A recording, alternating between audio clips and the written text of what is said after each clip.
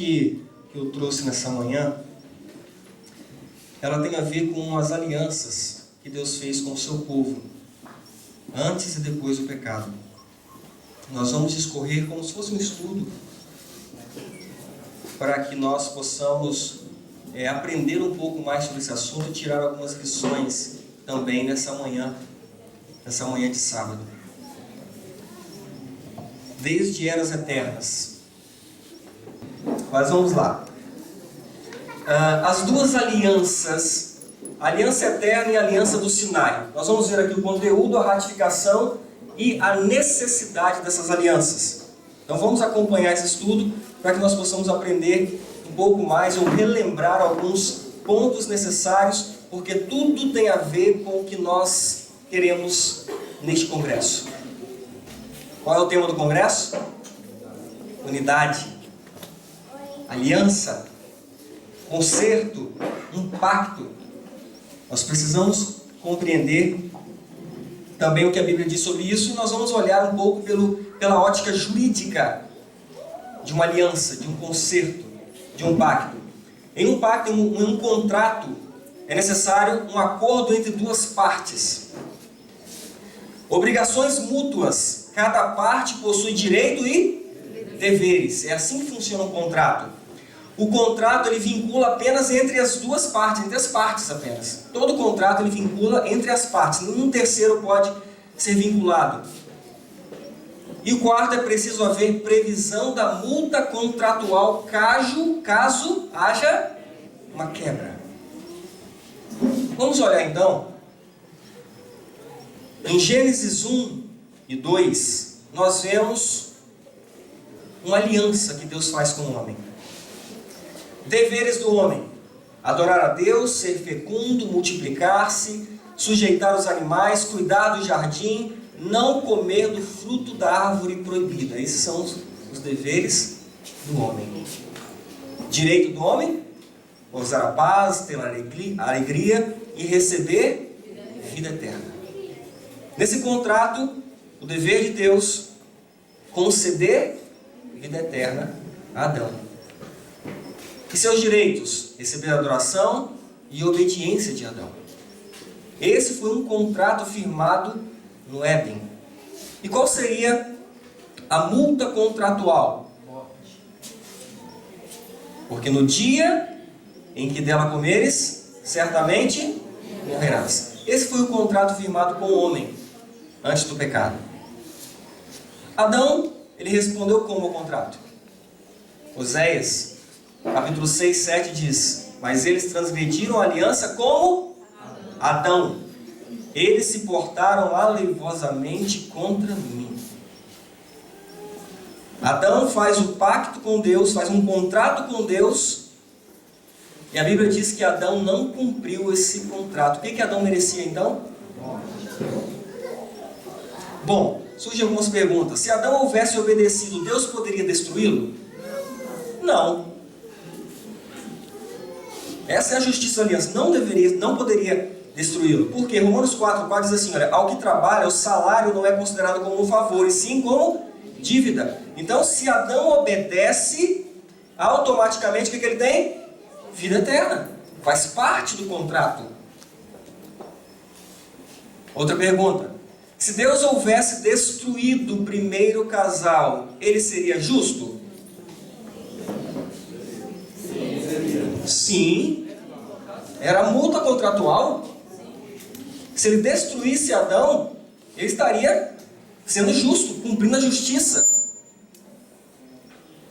Mas da árvore do conhecimento do bem e do mal não comerás, porque no dia em que dela comeres, certamente. Então era quando que deveria morrer Adão se quebrasse o contrato? Imediatamente. O salário do pecado é a morte, mas o dom gratuito de Deus é a vida eterna. O que torna-se conhecida então nesse momento? A misericórdia se torna conhecida. Porque Deus não destruiu então Adão e Eva após comerem o fruto? As misericórdias do Senhor são a causa de não sermos consumidos. O que eu aprendo com isso? Eu e você, ao pecarmos, o que nós merecemos imediatamente? Por que nós não somos destruídos? Porque as misericórdias do Senhor se renovam a cada dia. Não por obras de justiça praticadas por nós, mas segundo sua misericórdia, Ele nos salvou mediante o lavar regenerador e renovador do Espírito Santo. Se não fossem as misericórdias do Senhor, os nossos atos pecaminosos nos trariam a morte. Deus está obrigado a manifestar a sua misericórdia? O homem pode exigir misericórdia? Não. O que diz Paulo? Que diremos, pois? A injustiça da parte de Deus? De modo nenhum. Pois ele diz a Moisés: terei misericórdia de quem me aprouver ter misericórdia, e compadecer-me-ei de quem me aprouver ter compaixão.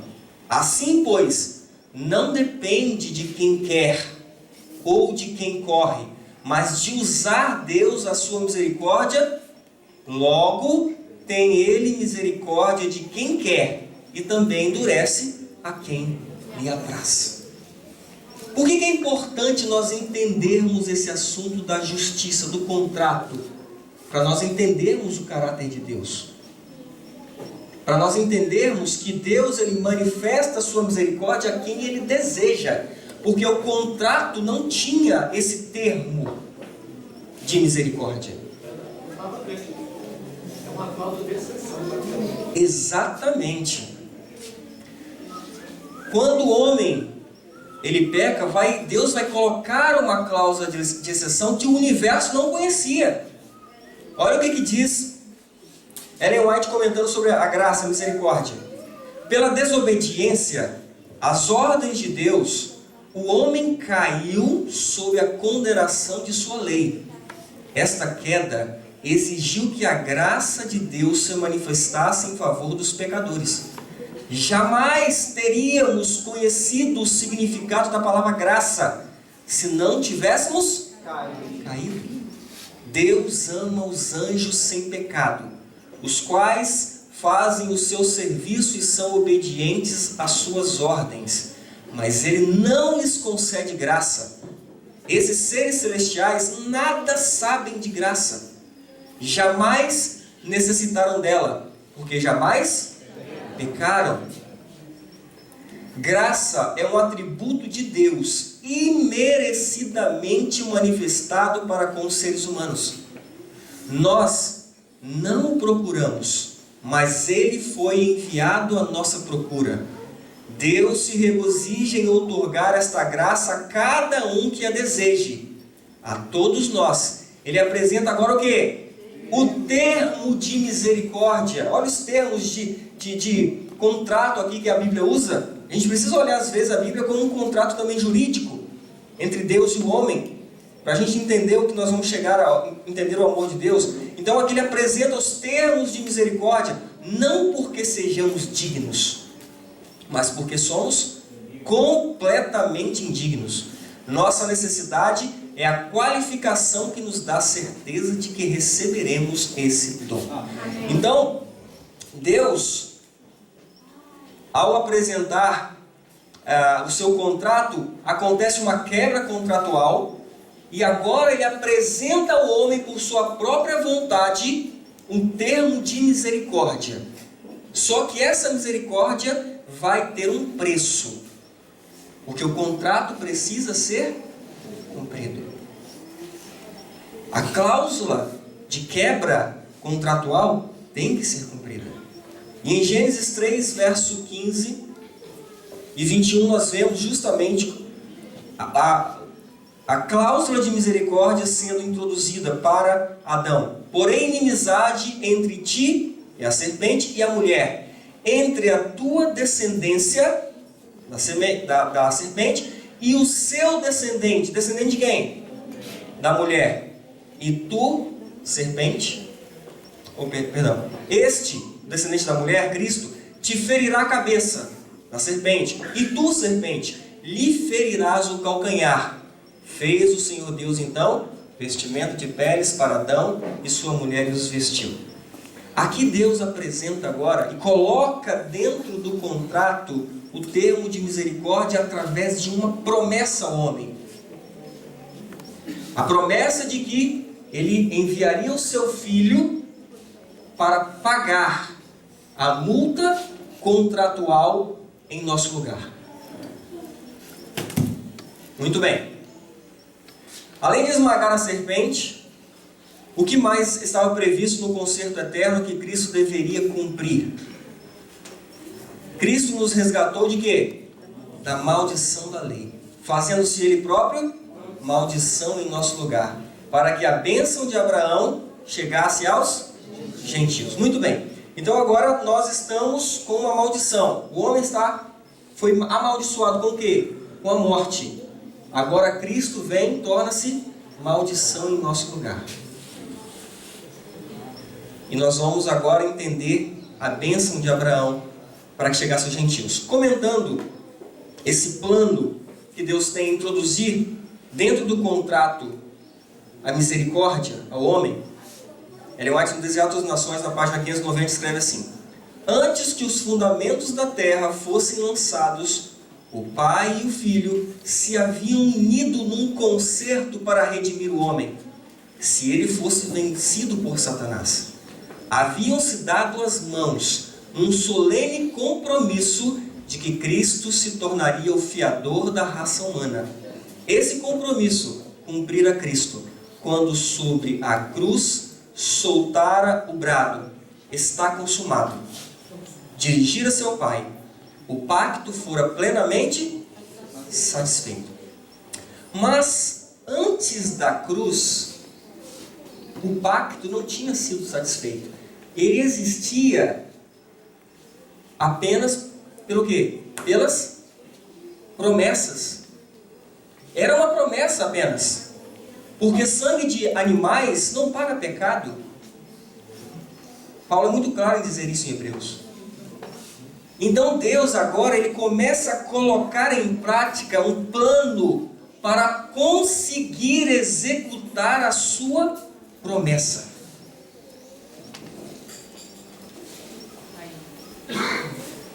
Bom, Deus apresenta então a aliança eterna ao homem. Deveres, obediência integral, direitos, vida eterna. Deus então tem o dever de conceder a vida eterna, direitos, receber adoração e obediência, multa contratual. O salário do pecado é a morte, que é a morte, e agora entra o termo de misericórdia através de uma promessa. O homem precisa exercer fé para tomar posse desse termo de misericórdia e viver por ele. Como funciona a troca entre bênção e maldição? Vamos entender. Vamos relembrar. Homem desobedeceu, merece morte. Cristo, ele obedeceu, ele merece vida. E o que acontece? Ele obedeceu, ele morre por nós. E nós desobedecemos e temos vida. Uma coisa muito simples, didática, que todos nós sabemos. Vamos ver como Deus agora, ele vai renovar, vai preservar a sua aliança através dos séculos para conseguir cumprir a promessa. Bom, Gênesis 6,18 diz que contigo, porém, estabelecerei a minha aliança, entrarás na arca tu e teus filhos e tua mulher e as mulheres de teus filhos. Com quem ele está falando? Com Noé. O mundo é tomado de pecado. Terríveis pecados. E Deus agora vê o perigo de não conseguir cumprir a promessa. O que ele faz? Manda um dilúvio e preserva uma família. Para que o quê? Para que ele consiga fazer o quê? Cumprir a promessa e assinar com sangue o pacto feito no Éden. Ele vai preservar com outro patriarca também. Gênesis 17, 1, 2 e 7. Quando atingiu Abraão a idade de 99 anos, apareceu-lhe o Senhor e disse-lhe: eu sou Deus Todo-Poderoso, anda na minha presença e ser perfeito. Farei uma aliança entre mim e ti multiplicarei extraordinariamente. Estabelecerei a minha aliança entre mim e ti e a tua descendência, no decurso das gerações. Aliança perpétua, para ser o teu Deus e da tua descendência. Então Deus ele vem renovando, ele vem preservando a aliança através de promessas, tirando famílias das suas parentelas, para que consiga cumprir a sua promessa feita a quem? A Adão, lá atrás. Abraão tem Isaac, tem Jacó, Jacó tem os 12 filhos, José leva os filhos José leva o filho de Jacó para o Egito. Quantos anos eles passam escravos? 430 anos eles passam escravos na terra do Egito, e o povo perde a noção de Deus. O povo perde o contato com Deus.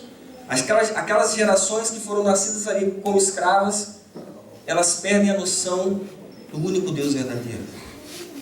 E aí Deus, Ele vai agora fazer uma outra aliança, a chamada aliança do Sinai. Ele chama Moisés, separa Moisés, manda Moisés 40 anos para o deserto, para desaprender tudo que ele tinha aprendido. E depois Moisés, ao se preparar, volta, resgata o povo, sobe ao monte, fica algum tempo com Deus, recebendo as instruções dessa nova aliança. E então, em Êxodo 24, 3, 4, 7, diz assim: Veio, pois, Moisés e referiu ao povo todas as palavras do Senhor e todos os estatutos. Então todo o povo respondeu a uma voz e disse... O que o povo disse quando Moisés apresenta os estatutos dessa nova aliança? Tudo que o Senhor falou, faremos. Moisés então faz o que agora? Escreveu todas as palavras do Senhor e tomou o livro da aliança e o leu ao povo. E eles disseram o quê? Tudo que falou o Senhor. O povo aceitou a aliança que Deus faz com eles? Sim. Deus aceitou a palavra do povo? Deuteronômio 5, 28. Ouvindo, pois, o Senhor as vossas palavras, quando me faláveis a mim, o Senhor me disse: eu ouvi as palavras deste povo que te disseram. Em tudo falaram eles? Bem. Então Deus agora firma um novo pacto, agora com um povo que vai ser constituído com o povo de Israel. A aliança do Sinai. Paulo comentando, aqui vai ser ratificada essa aliança do Sinai. Diz assim: Moisés tomou metade do sangue e o pôs em bacias. Então tomou Moisés aquele sangue e o aspergiu sobre o povo e disse: Eis aqui o sangue da aliança que o Senhor fez convosco a respeito de todas estas palavras que estavam registradas aonde? No livro. E olha o que Paulo vai falar em Hebreus 9: pelo que nem a primeira aliança foi sancionada sem sangue, porque havendo Moisés proclamado todos os mandamentos segundo a lei a todo o povo, tomou o sangue dos bezerros e dos bodes com água e lã tinta de escarlate e isopo, e aspergiu não só sobre o livro, como também sobre todo o povo. Então ali no Sinai é feita uma nova aliança, que na verdade, a linguagem que nós utilizamos é velha aliança. Vocês vão entender o porquê, que é o inverso. A aliança que foi ratificada primeiro é chamada de velha aliança. A aliança que vai ser ratificada depois foi chamada de nova aliança. Mas a primeira foi conhecida, qual foi a primeira conhecida? A do Éden. Vamos ler isso? A linguagem comentando, ela fala o seguinte: aqui o povo recebeu as condições da aliança. Eles fizeram um solene concerto com Deus, tipificando o concerto feito entre Deus e cada crente em Cristo Jesus. As condições foram claramente postas diante do povo, que não foi deixado a interpretá-las incorretamente. Quando eles foram requisitados a decidir se concordariam com todas as condições dadas, unanimemente eles consentiram em obedecer cada obrigação. Eles já tinham consentido em obedecer aos mandamentos de Deus. Os princípios da lei foram agora feitos o quê? Pormenorizados para que eles pudessem compreender o quanto estava envolvido no ato de concordar em obedecer à lei. E eles aceitaram especificamente as particularidades definidas na lei. A pergunta que eu faço é: a lei já existia antes? Claro! Só que agora Deus faz o quê? Depois de um povo 430 anos escravos, Ele escreve em tábuas e escreve no livro. Ratifica com sangue de animais aquele concerto. Pormenoriza a lei por misericórdia. Porque o povo tinha perdido completamente o contato com Deus, os seus princípios. Então Deus, em sua misericórdia, Ele vai pormenorizar todos os princípios para que facilite a compreensão do que estavam ali concordando em obedecer. Então agora nós temos essa outra aliança, o concerto do Sinai, onde o dever é o quê? Obediência integral. Direito, vida eterna. Dever de Deus, conceder vida eterna. Direito, receber adoração e obediência. Multa contratual, morte. Nessa aliança feita no Sinai, o contrato também tem a multa contratual, que é a morte. E nessa aliança feita no Sinai, tem o termo de misericórdia? Quem acha que tem? Quem acha que não tem? Quem não acha nada? Quebrando alguém a lei de Moisés, morre sem misericórdia, só pela palavra de 2 ou 3 testemunhas. Hebreus 10, 28. E de tudo que pela lei de Moisés não pudesse ser justificados, por ele é justificado todo aquele que crê. Na lei de Moisés, e aqui, irmãos, eu quero chamar a atenção dos irmãos para um detalhe, que vai facilitar demais a leitura das cartas de Paulo. A Bíblia, ela chama a lei, o concerto feito no Sinai, de lei de Moisés. Por que isso é importante, irmãos? Eu estudei isso aqui há uns 15 anos atrás. Renovei agora esse estudo há alguns meses atrás para trazer esse estudo bem resumido para vocês. Bem resumido mesmo. Mas quando nós lemos, porque nós temos termos teológicos que a Bíblia não utiliza. O Rogério falou um pouco aqui sobre isso. Nós utilizamos para defender, por exemplo, a lei, a questão de lei cerimonial, lei moral. Tem esses termos na Bíblia? Não tem esses termos na Bíblia. Nós utilizamos por uma questão de didática. Mas por isso que nós temos muita dificuldade de ler o livro de Gálatas, de Romanos, de Hebreus. Porque muitas vezes nós cometemos muitos erros de aplicar lei cerimonial ao que não é lei cerimonial. Está se referindo ao concerto do Sinai. E é isso que nós queremos passar um pouco para vocês nessa manhã. Então, aqui, de tudo que pela lei de Moisés não pudesse ser justificados, é porque a misericórdia que Deus vai dar ao homem apaga os seus pecados. E eu já falei aqui, nós já lemos que sangue de animais não pode apagar pecados, não pode perdoar, não pode pagar a multa contratual. Então, neste contrato no Sinai, nesse concerto, nesse pacto, nessa aliança, não existe termo de misericórdia. O judeu ele foi ensinado a olhar para esse pacto, mas ele buscar o pacto melhor, a aliança eterna de Abraão, que é chamada, a Bíblia chama também de aliança de Abraão, pela fé. É isso que nós precisamos compreender um pouco mais, para nós compreendermos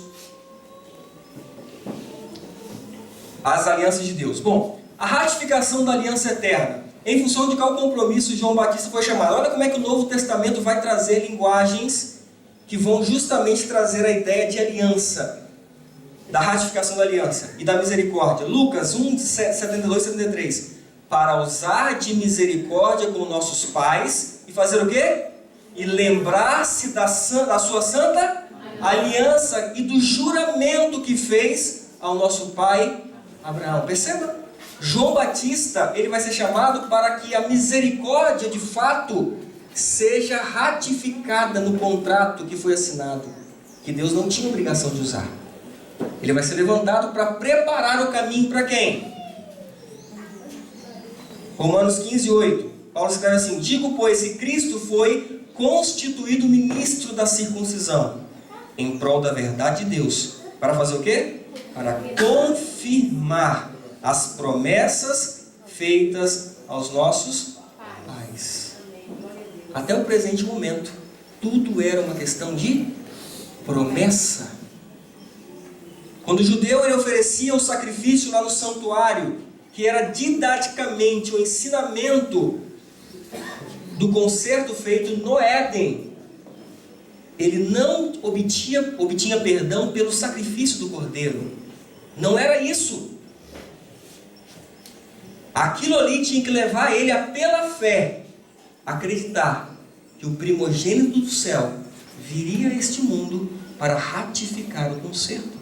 É por isso que Cristo, quando vem aqui nessa terra, ele derruba os utensílios lá, solta os bichos, porque o povo tinha perdido esse conceito, e eles achavam que simplesmente porque estavam ali fazendo aquela cerimônia, tinha valor. Nós estamos correndo o mesmo risco.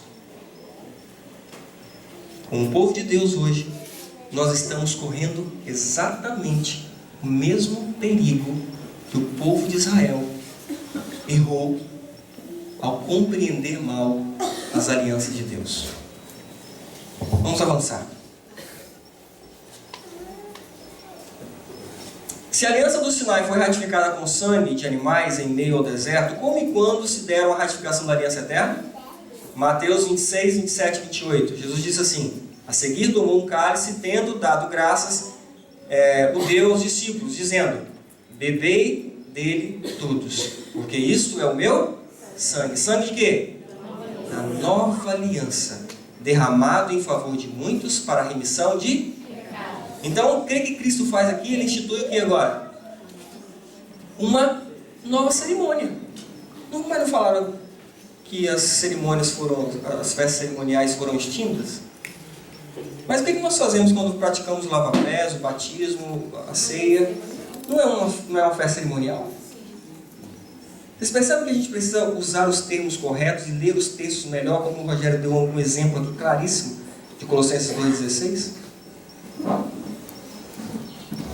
Mas então Cristo aqui ele vai ratificar, vai instituir, e ele vai ratificar do Getsêmani à cruz. Ele ratifica esse concerto. O concerto eterno. Porque no Getsêmani, ali, ele começou a ratificar esse concerto. Quando ele suou gotas de sangue. Quando foi ali esmagado pelos nossos pecados e as nossas transgressões. Entendendo a renovação da aliança eterna até a confirmação da promessa na cruz. Vamos lá. Então, o início do concerto eterno, Adão, foi feita a promessa, renovada com Noé, renovada com Abraão e com toda a humanidade. João Batista vem preparando o caminho de Cristo, então Cristo ratifica o concerto eterno para confirmar a promessa feita a Abraão e poder introduzir de fato o termo de misericórdia, pagando o preço para que nós hoje pudéssemos estar aqui respirando. Amém. Muito bem. Então aqui agora, concerto eterno, nós já vimos, tem um termo de misericórdia ratificado. Ellen White comenta o seguinte: o concerto da graça foi feito primeiramente com o homem aonde? Este mesmo concerto foi renovado a Abraão. Se bem que esse concerto houvesse sido feito com Adão e renovado a Abraão, não poderia ser ratificado antes da morte de Cristo. Existira pela promessa de Deus desde que se fez a primeira indicação de redenção. Fora aceito pela fé. Contudo, ao ser ratificado por Cristo, é chamado um novo concerto. Outro pacto, chamado nas Escrituras, o velho concerto, foi formado entre quem? Entre Deus e Israel no Sinai, e foi então ratificado pelo sangue de um sacrifício. O concerto abraâmico foi ratificado pelo sangue de quem? De Cristo, o Cordeiro de Deus, o único que poderia pagar os nossos pecados. E é chamado o segundo, ou o novo concerto, porque o sangue pelo qual foi selado foi vertido depois do sangue do primeiro concerto. Então, o que estamos falando aqui está confirmado pelo Espírito de profecia? Vamos avançar. Qual a necessidade, então, irmãos, já que tínhamos um concerto no Éden, qual a necessidade de um concerto no Sinai? Oséias 11:1. Quando Israel era menino, eu o amei, e do Egito chamei a meu filho. Deus, quando olha para o povo de Israel escravizado 430 anos, Ele vê aquele povo como crianças. Animais que não sabiam nada, usavam coisas erradas, comiam coisas erradas, desejavam as coisas do Egito, aprenderam ali por gerações a adoração de ídolos, esqueceram-se do sábado. Então Deus trata o seu povo como uma criança, quando o retira do Egito, como um menino. Gálatas 4:1-3, Paulo fala assim: digo, pois, que todo o tempo em que o herdeiro é o quê? Menino, em nada difere do servo, ainda que seja senhor de tudo, mas está debaixo de tutores e curadores até o tempo determinado pelo Pai. Assim também nós, quando éramos meninos, estávamos reduzidos à servidão debaixo dos primeiros rudimentos do mundo. Deus, em sua misericórdia, Ele vai tratar com Israel como uma criança. E Ele então vai fazer uma nova aliança, mostrando para eles os pormenores dos princípios da lei.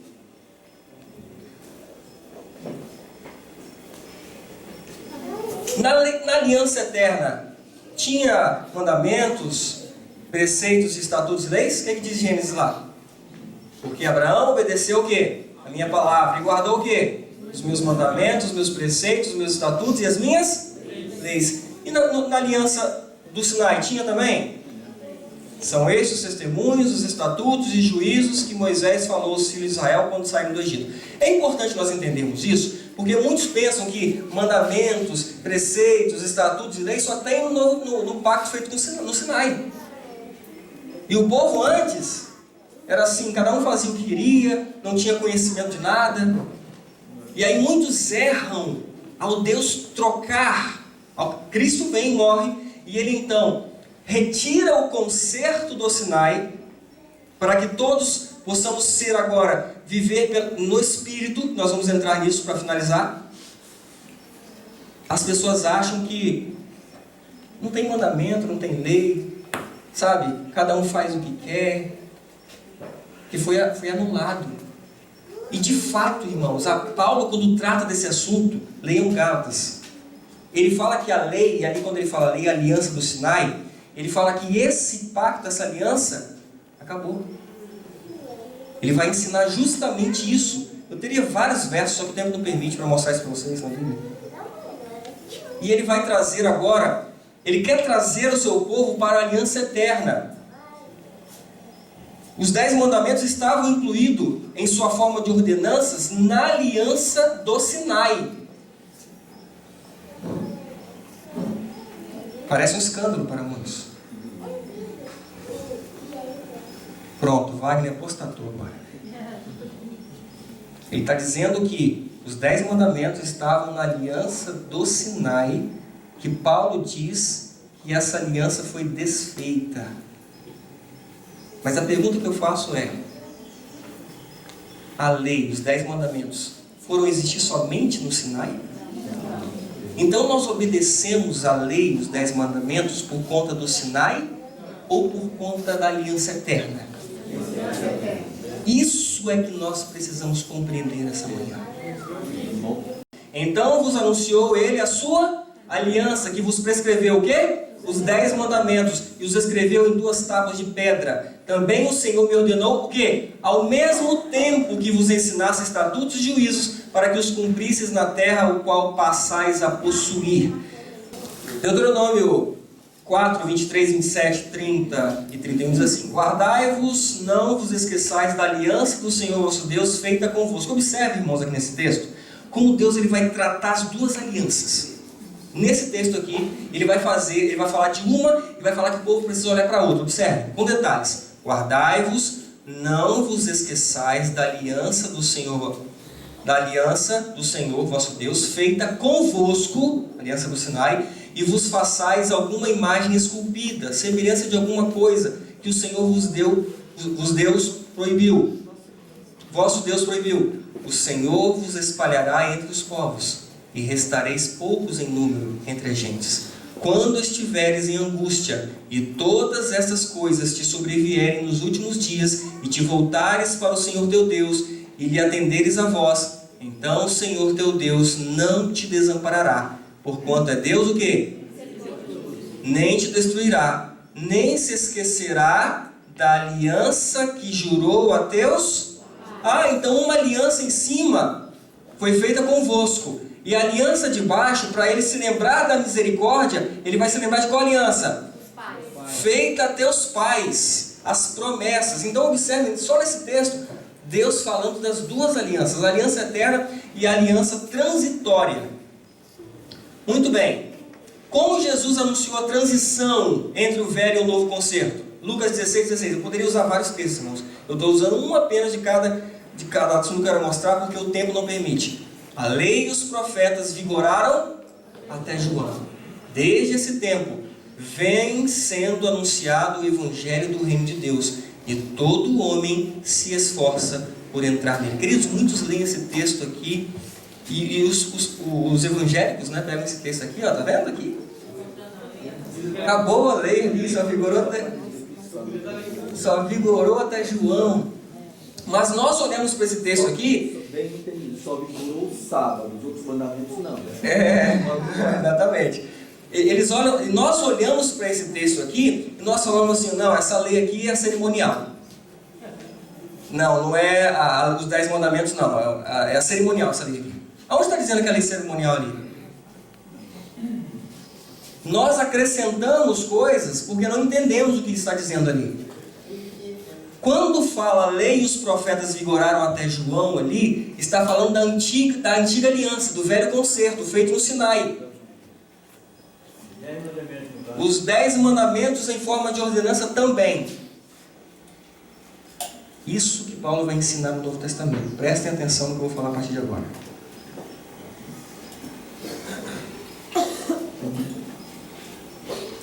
Nós poderíamos gastar um tempo aqui mostrando todos os mandamentos no Novo Testamento. E também antes da aliança do Sinai. Nós poderíamos fazer isso. Para nós entendermos que quando eu falo com uma criança, eu digo assim para ela: não terás outros deuses diante de mim. Estou falando com uma criança. Não farás para ti imagem de escultura. Não tomarás o nome do teu Deus em vão. Honra teu pai e tua mãe. Não mate. Eu falo não. E a criança olha aquilo como uma ordem. Mas quando essa criança cresce, convivendo com seu pai, entendendo o caráter de seu pai, entendendo quem eu sou, quem é o seu pai, em justiça, eu não preciso mais falar para ele: filho, não faças isso, não faças aquilo. Porque se ele é um servo obediente, se ele é um filho obediente, ele vai olhar para o pai dele e vai falar assim: eu vou fazer a vontade do meu pai.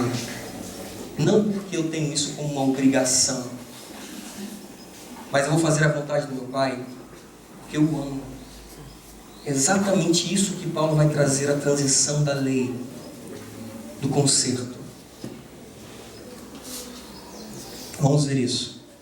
Agora, porém, libertados da lei, estamos mortos para aquilo a que estávamos sujeitos, de modo que servimos em novidade de espírito, e não mais na caducidade da letra.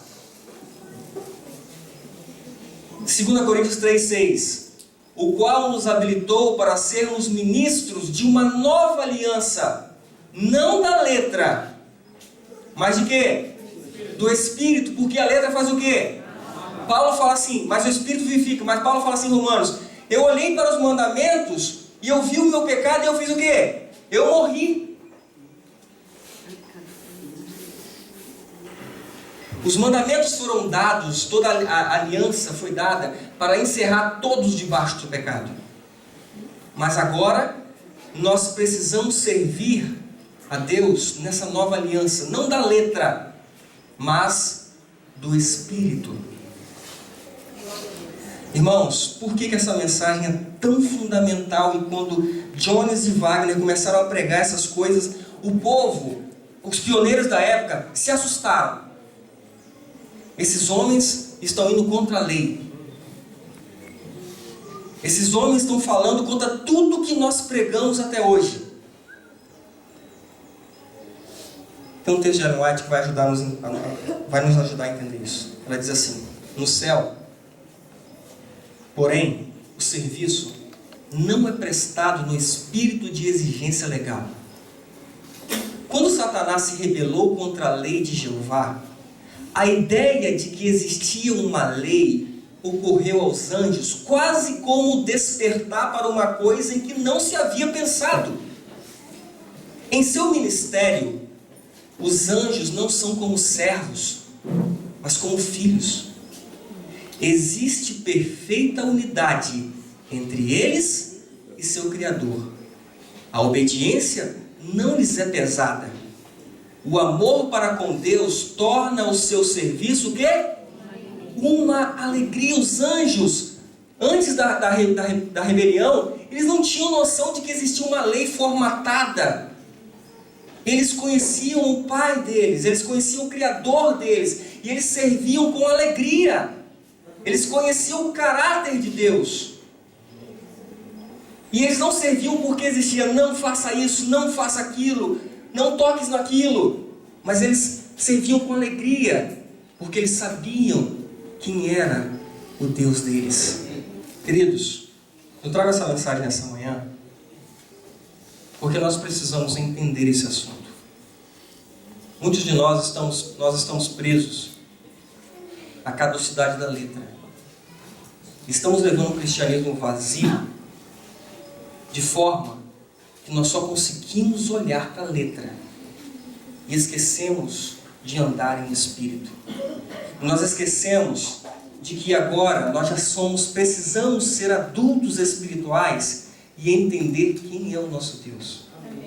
Depois de termos aprendido do seu caráter e ter recebido as normas como crianças, tomando leite, nós não podemos mais ficar nos rudimentos da fé, como se ainda fôssemos criança, e olhando para as coisas como se Deus fosse um Deus de não faça isso, não faça aquilo, como se você ainda fosse um bebê espiritual.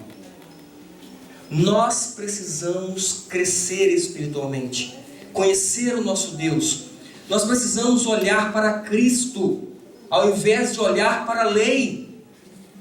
Nós precisamos olhar para o sacrifício feito no Getsêmani.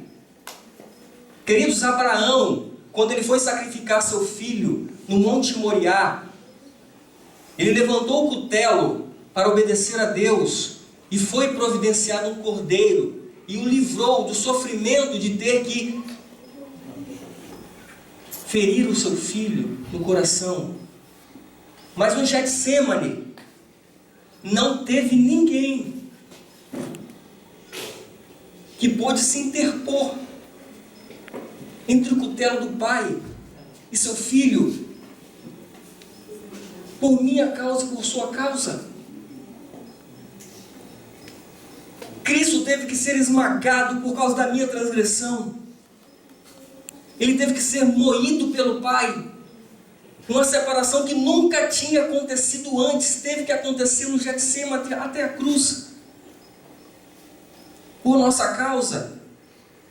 E muitas vezes nós estamos na caducidade da letra, olhando somente, não vistas isso, não comas aquilo, não faças tal coisa. Mas na parte do Espírito, ande a segunda milha, vire o outro lado. Quando alguém te ferir na face direita, vire o outro lado. Isso nós não queremos. A humildade, a mansidão de Cristo, isso não.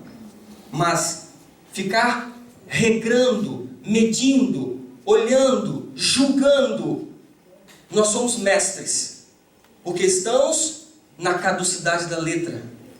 Quando nós passarmos a olhar para o Cordeiro de Deus que tira o pecado do mundo, nós como um povo, seremos um povo adulto, espiritual, aonde o fruto do Espírito, a misericórdia, será vista entre nós. O verdadeiro amor de Cristo vai nos constranger a não olhar para a lei, não faças, não mate, não adultere, não.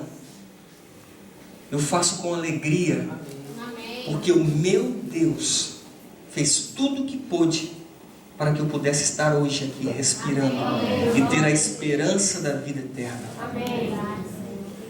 Queridos, quando eu falo que, quando Paulo escreve, não sou eu que falo, quando Paulo escreve que a lei de Moisés foi abolida em forma de ordenanças, é para que o povo viva em novidade de espírito. Que diremos, pois, é a lei pecado? Não, de forma nenhuma.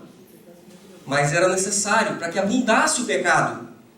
E nós agora fôssemos batizados em Cristo, novas criaturas. Esse é o Evangelho eterno, queridos.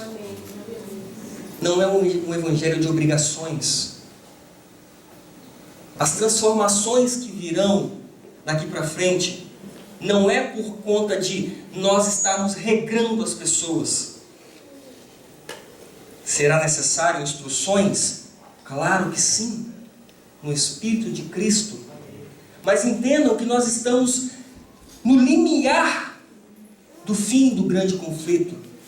E daqui para frente as conversões serão rápidas. Porque você não vai precisar mais ficar dando instruções detalhadas, porque as pessoas já virão prontas, entendendo, não pela caducidade da letra, mas porque o Espírito de Deus está trabalhando, queridos. Queridos, quinta-feira eu cheguei aqui às 7 horas da noite. Cumprimentamos os irmãos e fomos dormir. Antes de dormir eu peguei meu celular e eu fui olhar o WhatsApp. E tinha um novo número lá com uns 10 áudios seguidos. Uma irmã adventista, como nós, sétimo dia, ela começou a mandar mensagens. Eu parei, minha esposa até pediu, eu não estava entendendo, mas eu estava ouvindo, eu veio dormir e eu comecei a ouvir o áudio daquela irmã. Ela começou a falar que ela teve um sonho há 30 dias atrás. E nesse sonho, não vou contar os detalhes, mas ela fala que ela terminou, ela acordou chorando muito, porque a sensação que ela tinha era de abandono. Ela contou alguns detalhes, mas ela estava sendo abandonada. Isso, ela acordou chorando compulsivamente. E ela não sabia o porquê, ela não entendeu nada. Mas ela lembrava detalhes do sonho, ela me contando em áudio. E ela então agora se deparou com a mensagem que temos pregado. E ela gravou esse áudio para mim dizendo: Wagner, irmão Wagner, ore por mim. Que vocês estão pregando a verdade. Amém. Eu tenho uma convicção disso, porque quando eu vi a mensagem de vocês, aquele sonho imediatamente veio até mim. E eu já estou sentindo a pressão que eu vou enfrentar com a minha família, com a igreja. Só que ela não terminou por aí, queridos. Ela disse bem assim: irmão, ore por mim, porque eu preciso reformar minha alimentação. Eu preciso reformar meu vestuário. Eu não falei uma palavra, irmãos. Eu não tinha falado nada. O Espírito de Deus já estava falando, só de ela entender a questão que nós temos levantado. O Espírito de Deus já vai levantando o seu povo, falando: você precisa reformar nisso, você precisa reformar aquilo. E ela falou que no áudio ela chorava, ela não aguentou gravar o áudio, ela chorava. Irmão, ore por mim, irmão. eu preciso ouvir alguém falar comigo, eu estou aflita. Ela falava assim, eu estou aflita aqui, irmão. Irmão, queridos, como o Rogério falou aqui, nós não temos noção do que Deus tem a fazer com cada um daqueles que começarem a se portar na nova aliança.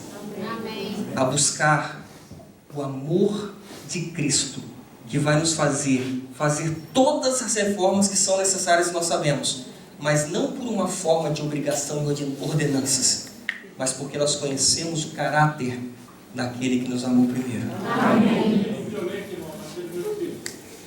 Não por violência, mas pelo meu Espírito. Eu quero finalizar com esse texto. Nosso Redentor tem sede de reconhecimento. Tem fome da simpatia e do amor daqueles que comprou com seu próprio sangue. Anela com inexprimível desejo que venham a Ele e tenham vida. Como a mãe espreita o sorriso de reconhecimento de seu filhinho, o qual lhe revela o alvorecer da inteligência, assim está Cristo atento à expressão de grato amor que revela haver o que, irmãos? Começado a vida espiritual na alma. Somente quando nós entendermos esse amor e nós expressarmos em forma de gratidão esse amor, então em nós vai começar a revelar-se os frutos do Espírito. E se nós formos injuriados, se nós formos perseguidos, nós glorificaremos a Deus. Se eu pedirem a capa, você dará a túnica. Se te obrigarem a andar 1 milha, você vai andar 10. Sem reclamação. Esse é o Evangelho eterno. Deus está levantando um povo que tenha esse Espírito. Que Deus abençoe a cada um. O irmão Felipe vai estar cantando um louvor agora, nesta manhã. Eu gostaria que você refletisse que tipo de cristianismo você tem levado. Em que tipo de aliança você está? Qual é a aliança que Deus está implantando em você? É a aliança do Sinai ou a aliança eterna?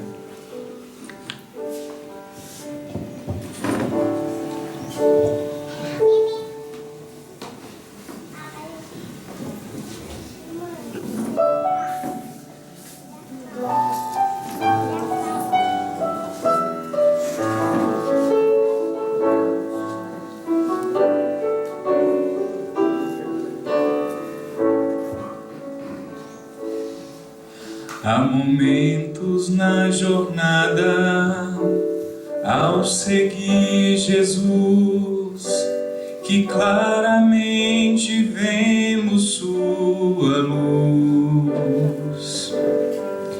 Muitas vezes circunstâncias consigo entender, compreendo como Ele me conduz. Mas quando escurecer,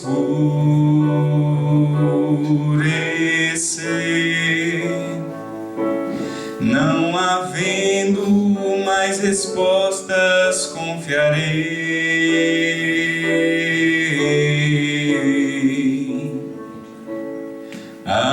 Ajoelhai, confiai só em teu Pai. Se a resposta se perder na escuridão,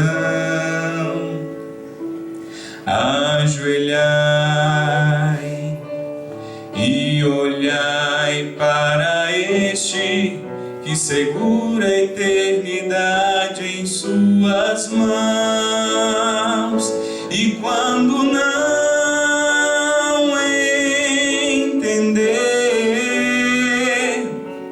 seu plano, seu querer, na presença do teu Rei, ajoelhai.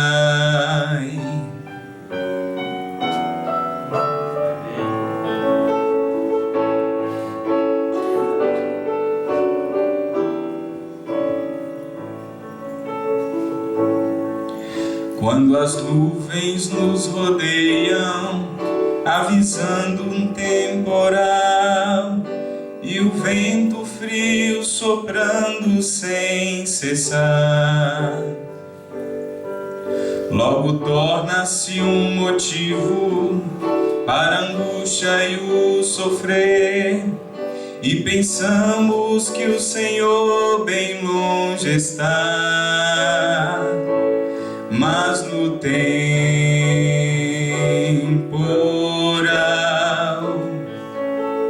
é que vamos pôr em prova nossa fé.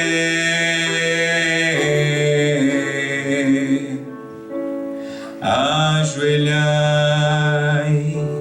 confiai só em teu Pai. Se a resposta se perder na escuridão, ajoelhai e olhai só a este que segura a eternidade em suas mãos. E quando não entender seu plano, seu querer, na presença do teu Rei, ajoelhai. E quando não entender seu plano, seu querer, na presença do teu Rei, ajoelhai. Amém. Deus chama o seu povo a levantar essa mensagem com toda a força nesses últimos dias. Mas a profeta disse que ela será ridicularizada e rejeitada novamente. Mas Deus terá um povo que vai entender que nós precisamos obedecer com a lei no coração. Não por obrigação, mas porque nós amamos a Deus acima de todas as coisas, de todo o nosso entendimento. E assim, Cristo em nós, certamente, nós seremos vitoriosos. Amém.